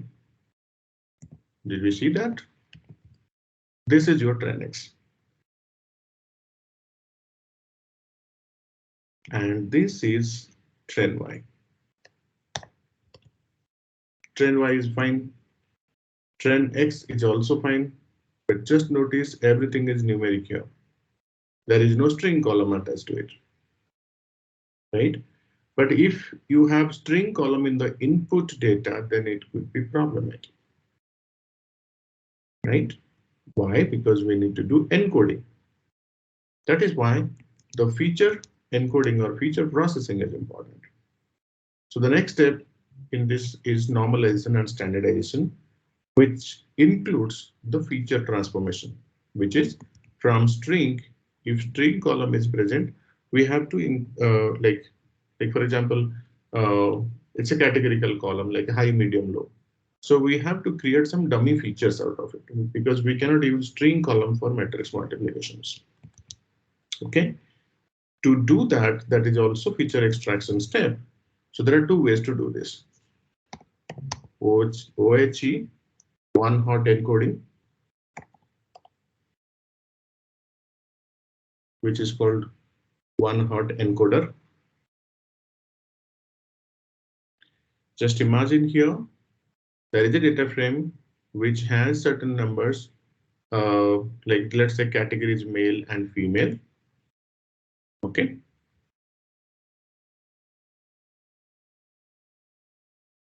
I'll go with this example only. And you do encoding here. Encoding, after encoding and doing the transformation. So instead of a male and female, you will find ones and zeros. One hot encoding means either 0 or 1. If you have two classes here, two classes, male, female are there. So one hot encoding feature we have to create. If it is more than two groups, like let's take marital status, it is having married, unmarried, single, widowed, etc., etc. So 4 or 5 different statuses are there. Then you have to create those many. Like if you have those many less one, which means if you have 5 categories, you have to create 4 one hot encoded features out of it. Okay, so this is one pre-processing technique. There is one more pre-processing technique. It is called a label encoder.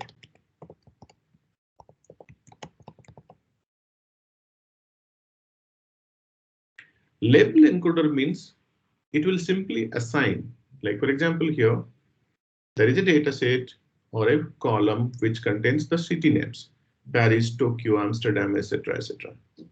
Now you need to assign numerical values because string value cannot be passed to the computation layer. So I have to pass the numerical values. To do that alphabetically, internally what it does, alphabetically it arranges the data and it puts numbers.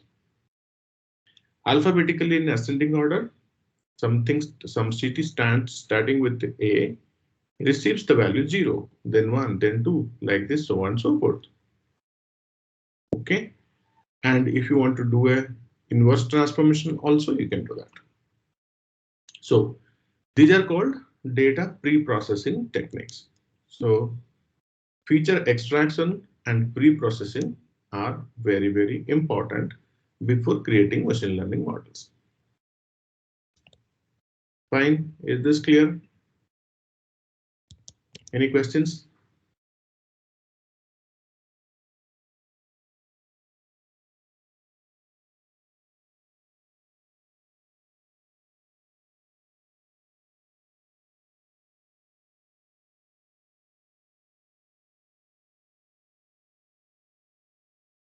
No questions?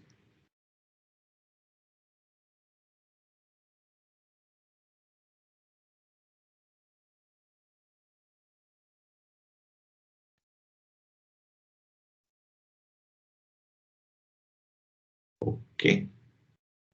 And finally, data standardization and normalization. So standardization and normalization are nothing but like just to fasten the algorithm in terms of performing classifications or predictions, we typically use the standardization. Normalization in order to bring all the data points to one plane.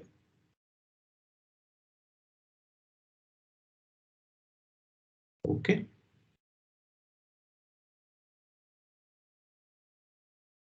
So once we do this normalization standardization, then we can go ahead with the model training. So model training step when we get into, so the entire data set objective here is we will create a model so that in future, once we receive new input data, we can make a prediction and will not depend on a human being there. That's the purpose of using a training model. Now, if I'm training a model, how do I know that whether it is working or not working? I have to do A/B testing, right? So the model training process is divided into 3 steps. You first take a training data set, park some data for testing, and one more sample data for validation. The testing and validation both should be separated from the training set itself. There should not be any duplicate item. The things that you are testing, that you are going to test, should not be present in the training data set. Okay, so you train a model, take the model, use the test data, make a prediction, and make another prediction using validation data. Compare the test and validation if both are giving similar kind of accuracy. Okay, if something is breaking, we'll get to know. If both are working fine, then it's a good model. We can go ahead for deployment. So once the model is being trained, tested, verified, approved, the next step would be going ahead with model deployment. Deployment would be, again, it's another challenging step, but yes, deployment on the edge of a device, deployment on cloud, deployment on a particular server, local deployment, deployment through any kind of screens or UI, that also can be decided. But this is like deployment is either directly as an inference API you can use using RESTful API, or you can do batch scoring, which means I don't want to generate predictions online, right? Because that will generate a lot of latency. I will generate it offline and pass the data. Okay. Is this clear?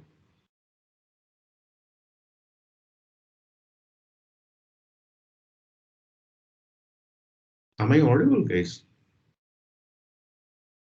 So Yeah. Audible. Yeah. Okay. So that's all for today. Okay.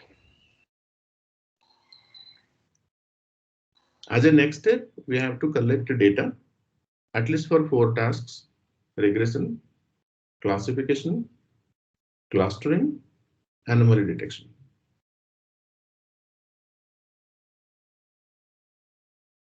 Right? If you can bring in maybe your own data, that would be really useful for the entire class. We can take that sample data as an example and do the programming here in the session.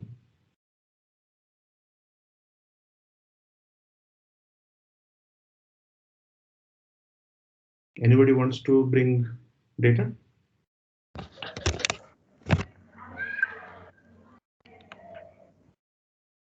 No. Okay. Not even from open source? Yeah, open source you can try now.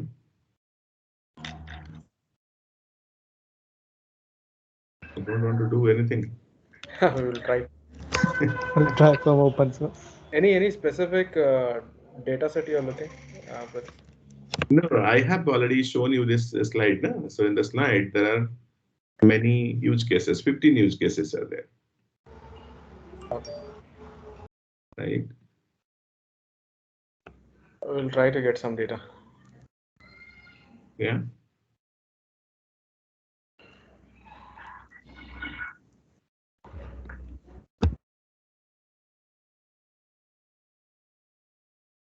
Okay. So yeah, I think that's all for today. Thank you. Thanks everyone. Thank you. Thank you, Pradeep. Yeah. Thank you, sir. Thank you. Thank you, sir.